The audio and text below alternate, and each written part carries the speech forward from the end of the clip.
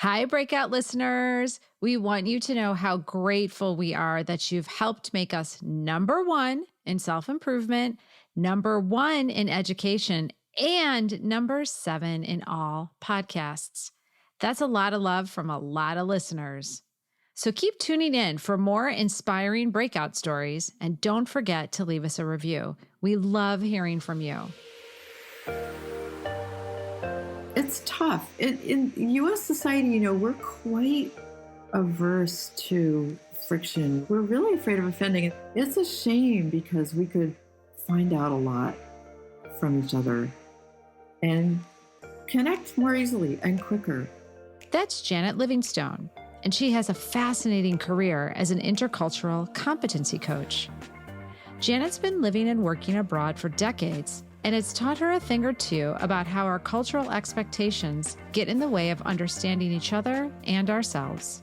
That's why it's so beautiful to be able to meet other people and work with them, because then we can see our own society with so much more clarity and perspective. On this episode, Janet tells us about her incredible life working in multiple countries, from the culture shock of being invited to a 7 a.m. pig slaughter to navigating work meetings where no one seems to really decide anything. And not only what she learned about other cultures, but what it taught her about Americans.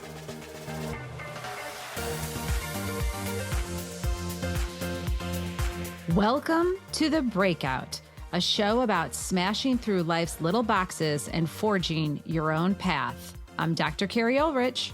And I'm Kelly Guenther. Keri and I are people and change experts and best friends. We've spent more than 25 years helping organizations navigate change and get the best out of their people.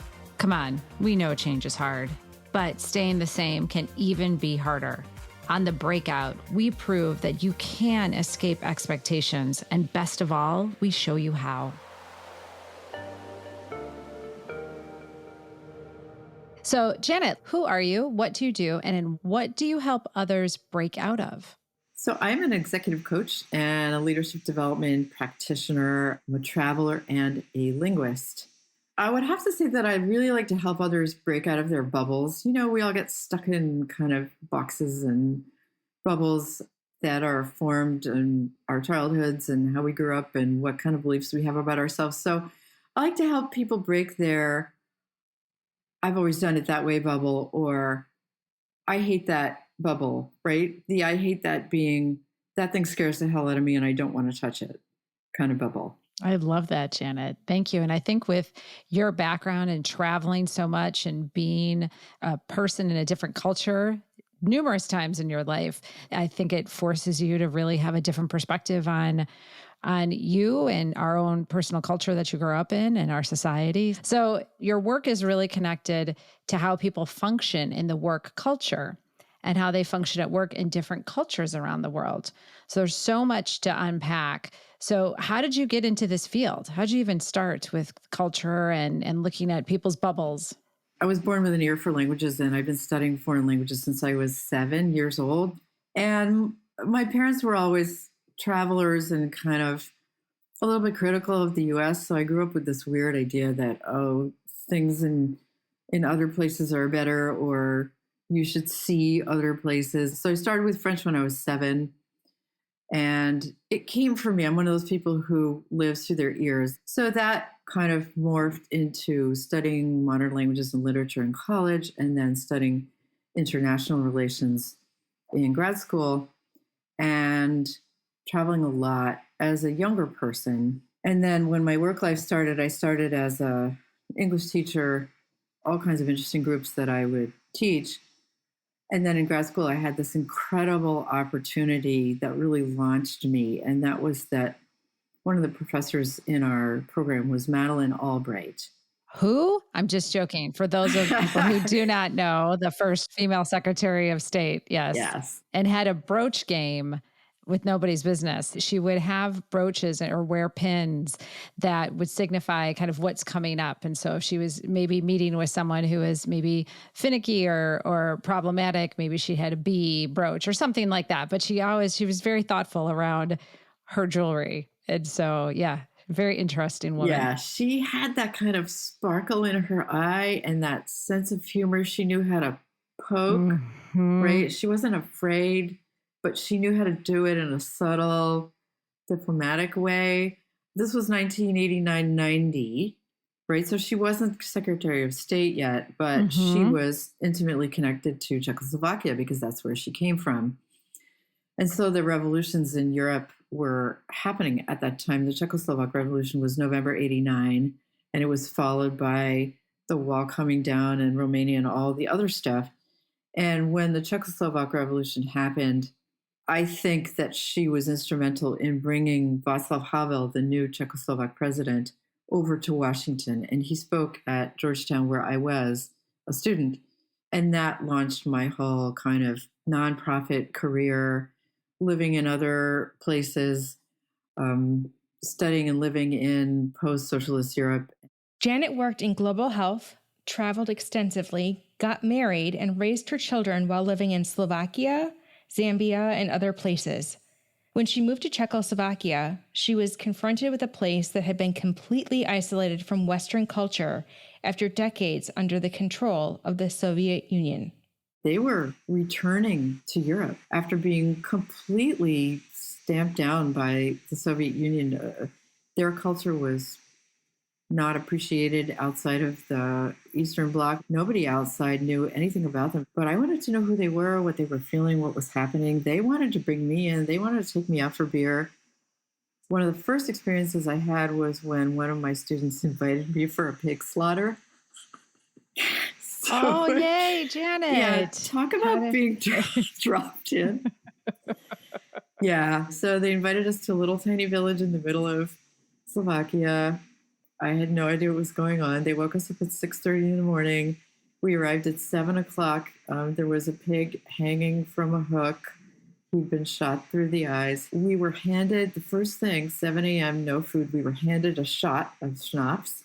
Okay, so hard alcohol. Oh, Yeah. oh. So from then on, my eyes were crossed. And they proceeded to slaughter the pig in front of us. And they had this big barrel, like this vat, and they made soup. They cooked the head and the ears and all that stuff. And then they started cooking the other stuff. And they brought us a bowl of blood pudding with rice in it. So, yeah, I was really thrown in, and we were really ignorant about it because of our limitations on the media. They couldn't get information from a place like Czechoslovakia or Poland. So it was like this mutual situation of nobody knowing what they didn't know. And they really, really wanted to show me and my colleagues everything possible. And they figured that we would get it. And we didn't most of the time because it was so different.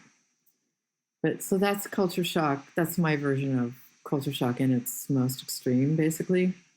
Yeah. So you have such a specialization now around this intercultural competency. And so tell us more about that, what that looks like, and then why is it so important to offer it to, say, maybe an executive who they're never going to travel anywhere. So why would it be important to them to have this intercultural competency? It's important because most larger corporations in the US have leaders and staff from all over the world now. It's hard to find giant corporations that don't function, that don't have regular meetings with their team in India or their team in China or their team in Israel, especially in the tech industry. And some huge percentage of tech workers in this country come from other places. And so you run into some pretty deep communication style differences, for example, perceptions of time, things that can disrupt. Americans expect certain things. We expect to be, let's get to work right away. We don't want to waste time, quote unquote, waste time, chit-chatting at the beginning of a meeting. We expect people to come on time. We expect people to take action. All of these things are assumptions, right? That we live with that. That's our workplace culture.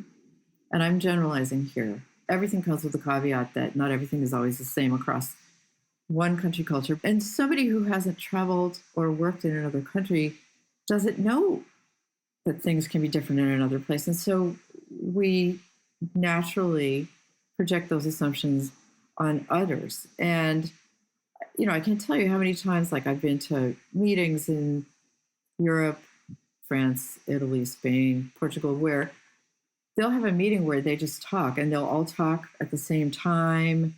And there aren't any recognizable action items for me, right, necessarily. And I'll be like, God, we didn't accomplish anything. And they'll come out and they'll say, that was a great meeting. And they'll go and they'll do stuff. And I'll be like, how do you know what to do? I don't remember. And so these differences can make for some tension because Americans don't understand what's been decided, whereas the other side may understand. Mm-hmm. And there are levels of fluidity, for example, that we're not used to. You don't know that difference is coming.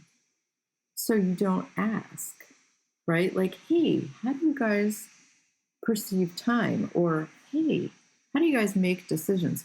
All those things come into play. And so the crux here is when I coach or when I do sort of team performance interventions, what I notice is that leaders or middle managers, it doesn't matter what the level is. If somebody's going to start working with another culture or be relocated to another culture, the big corp doesn't have empathy necessarily. They're not necessarily going to prep that person for being dropped into another place that's completely different. And so what that means is that person loses a lot of time trying to figure out what the heck's going on. And that's money lost, it's time lost. And we're all expected to, quote unquote, hit the ground running. So I think it's unfair. I'm a very big advocate of corporations offering that kind of coaching or offering executive coaching from someone who understands intercultural competency.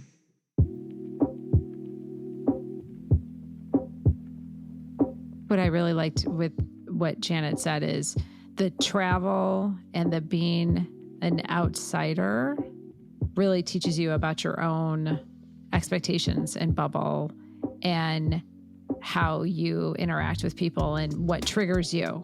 So what she was talking about is just that being that awareness, that self-awareness is so critical for regardless if you're going to another culture, if you're going down the street, if you're whatever, for interacting with people, it's so incredibly important. Yes, just the importance of asking questions.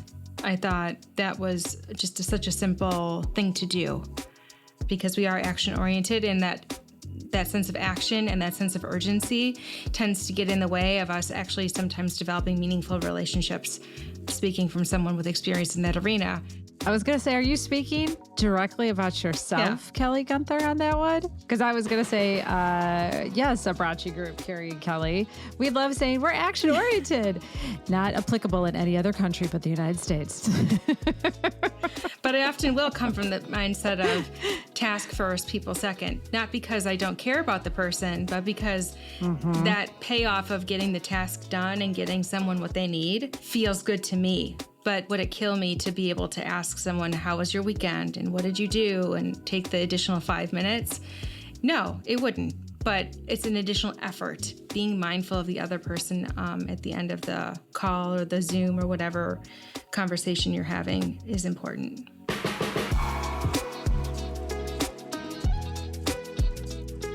Janet's international work led her to begin coaching leaders in intercultural competency.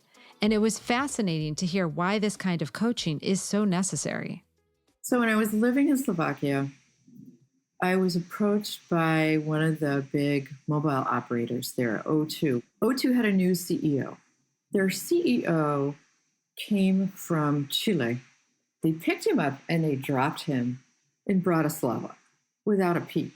He had no clue. I mean, you can't imagine, like, so he's in this big, sophisticated city of Santiago in Latin America. He's been around. He speaks good English. His native language is Spanish. He gets dropped in tiny post-socialist Bratislava, which is already far from socialism, but still there's the hangover just, it's hard to make it go away. And so he needed help. In our first session, he said to me, when I talk to the staff, when we have like an all hands meeting or something, they don't listen to me. They talk while I'm talking. I don't know what is happening. I need your help for me to, be taken more seriously, for me to be more influential. First of all, I asked him to, give me a mini presentation to see whether there was anything about him. And he was fine. And basically, the conclusion that I came to was that he was hitting a cultural barrier. And that consisted of the following. In a lot of the socialist countries, the generations came up with a lot of routine speeches and holidays, and it was all the same. And it became very empty after a while. And sometimes it would be long winded. Like Castro can talk for 4 hours without stopping, right? So if you grow up with that, you tune it out, right? You applaud when you're supposed to. You learn how to look like you're listening, but you're not. That's the first point. The second point is that their education system, which I think is, it's evolving, but it was very largely based on kind of the Germanic model, which is the professor comes with a bunch of notes and he or she reads or lectures for an hour and a half or even longer. And you're expected to take notes and memorize all that. And there's no real exchange. And so they had two reasons not to expect that he would have anything valuable to give them or anything that they really needed to pay attention to. And so they would just start chatting with each other, not realizing that this was unsettling for him. And it can be felt to be rude. And I knew exactly what he was talking about because I had seen it happen so many times. And I just thought, God, you guys are so rude. Like, look, here's this person who's trying to give you something. So, so I helped him through that. He had no idea. I think, Janet, you speak of things that I love so much because I was also in DC, studied international relations and just the class of international communications. And just like you said, all the issues with being dropped in a culture that you're not familiar with, that you don't even realize all the norms that you carry with you, that you take to the next culture, and then you judge everyone against those norms. And so I think because you've seen so much, what are some of those, we talk about expectations on our show and like breaking some of the expectations or breaking out of the box. What are some of those expectations in America that we probably don't even know that we have in terms of maybe work culture? Yeah, lots. A lot of times in cultures where there's hierarchy, right? That's, hierarchy is important, or what I call power distance, which we might talk about also as a separate topic. You will be talking to somebody and you need them to do something and they'll say, yes, yes, yes, yes, yes. But it doesn't necessarily mean that they're authorized to do it. It doesn't necessarily mean that the person who has the power to decide that that's going to get done is going to say yes. That's just the first step. We tend to be quite literal, right? No is no, yes is yes, and maybe needs to have a reason if it's conditional. Another example, you're not always sure where the decision maker is. This is related to the yes and no. So the person you're speaking to may be 2 or 3 levels below where the decision maker is. And what that means is that it may take a much longer time to get a response if you're asking a question from that decision maker than you think is reasonable, right? As in the US, we expect things fast. We need them fast because time is money and we have objectives and we have results to get, right? And this happens very often with my work with China, countries where there's big power distance. Perceptions of time are important, like, do we have time to chat or not? How does the decision-making work? Is it top-down, like in the high power distance countries where one person has all the power to make most of the decisions, or is it consensus-based, right? In Sweden, it's all based on consensus very strongly. So lots and lots of people get consulted. Again, that for us slows down the process. For them, it's what they need for everyone to feel comfortable and for them to be sure that it's the decision that the company should take. But for us, it's just a drag. Oh, they're going to take another 2 weeks, right? So yeah, there are lots of points there. speaking of time is money and the urgency, that might be me and Kelly. And sometimes, even though I've studied other cultures, Janet, I think, oh, I'm not going to do so well at certain because I am that driver that can do well in the States. But in other countries, I take a lot more energy to slow myself down and be more culturally aware. It takes a lot of time and energy to focus and when it's so against your culture and expectations. And so I think Kelly, since I don't know, on a daily basis, Kelly, we might say time is money or waste of time, or why does that person take so long to get back to us, Kel? We say that constantly. I think I say it like every hour. I know. Probably even faster than that, to be honest with you, sad as it is. And I have to always realize, is it me being an American? Is it me being Kelly? Because now as I'm hearing you talk about this, it's like, well, I don't know. I think it's me being a bit of a nutball about time. But it's interesting to hear as you're talking through, we are quite literal. And we do take things at kind of face value. So hearing your kind of experiences, Janet, how interesting it must be to have these conversations over and over and over again, and then at the same time experience new situations and adjust yourself. Yes, it requires a lot of energy. Once you do it a bunch of times, it becomes more of a reflex. Like you watch for things more. You don't take everything at face value, but it does take time. I mean, the first few years I lived in Slovakia and I started really having meetings and going out for coffee with people all day long in Slovak. I was absolutely exhausted. I couldn't stay up past 9 o'clock at night. My husband was always looking at me like, what's wrong with you? Why are you so tired?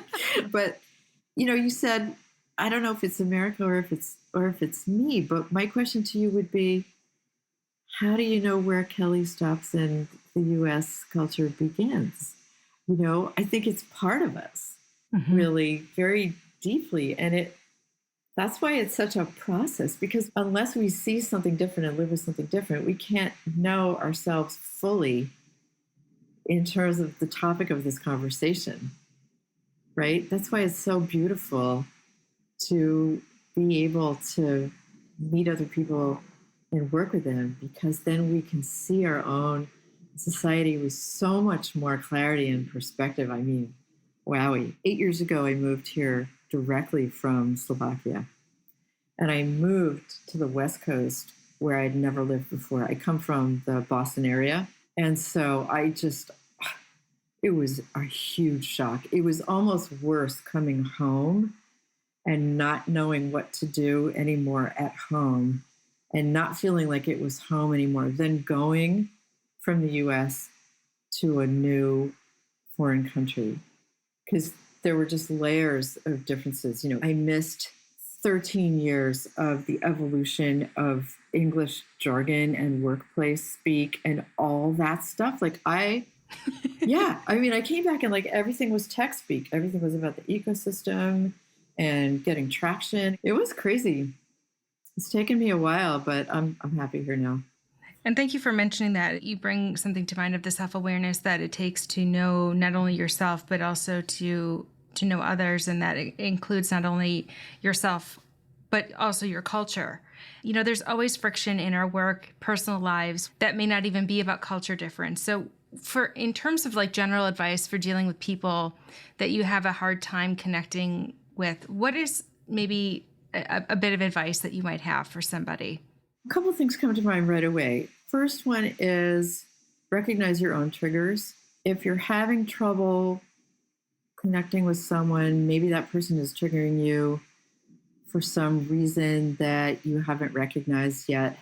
That's that tough energy where you're like, I can't talk to this person. This person bothers me. And I can't figure out why, and it's really hard. That's a tough energy to be in. It's very uncomfortable. So it's worth sitting down and really thinking about that, even writing it out. Maybe this person reminds me of somebody who I had trouble with. Maybe there's some trauma there that this person is bringing up. Who knows? We all come to the table with our stuff, right? From childhood or from whenever, it doesn't matter. And the second thing is ask more questions. Ask, what do you mean? when you say that. Say, I'm not sure I'm understanding you.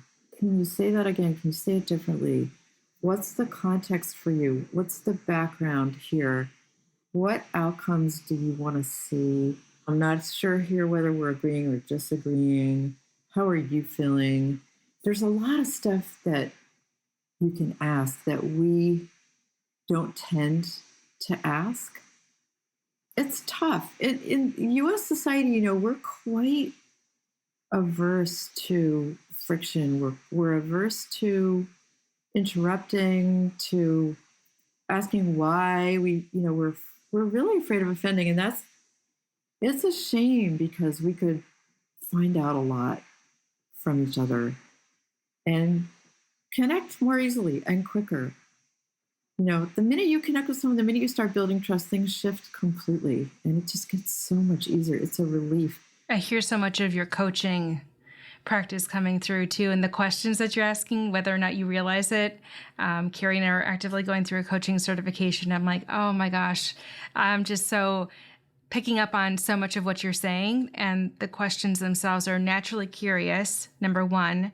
So that does neutralize the waters, and it makes it possible for someone to feel open enough to share without it feeling like you're being invasive or threatening. It's a very open conversation. One last question for you. You have a minute with someone who, given the amount of work that you've gone through and just the amount you've traveled, you've known so many languages, and you've really taken the time to sort of develop yourself and learn about others. I wonder if you have a minute with someone who's stuck, they want to break out and do something different. What do you tell that person? Who do you want to be when you're doing that different thing? That's my first question. And I want to know what baby steps they feel safe taking. But the being is important. This is another sort of cultural aspect. I've become a little bit obsessive about culture. Sorry, but one thing that we tend to focus on always is, what are you going to do? Like, we're extremely action-oriented, right? That's part of the reason why we have trouble slowing down, because we're really, really about action. And being, looking around, what's around me, smelling the flowers, to use a cliche, feeling the light on your face, whatever it is. So that question, who do you want to be? What do you want to feel like when you're out of that bubble, when you're doing something different, can be really evocative. I remember when my coach, I'd been, had a coach for a number of years, he would ask me that fairly often. And that was the toughest question. But things would come, visual images would come. Thank you so much. I got goosebumps as you were mentioning, what do you want to feel when you're out of that space or out of that bubble? Janet, thank you so much for sharing with us your story. It's been a huge pleasure meeting you. Thank you. Thank you, Janet. Kelly, I was thinking while she was talking about smelling the roses, I feel, Kelly, is this life telling us to slow down? Just the whole podcast, everything. Is this just the universe saying, you know what? Maybe the two of you should smell something different. Well, if that's telling us that, it's not happening this year. So maybe 2024, but not this year. 2024 goal for 2024.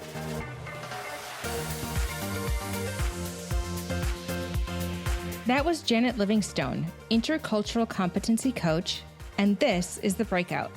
At Abbracci Group, we love helping companies get the most out of their talent. If you're looking to improve yourself and your team, connect with us at abbraccigroup.com. On The Breakout, we love reading your reviews. In fact, we just got this one from Sure Jan.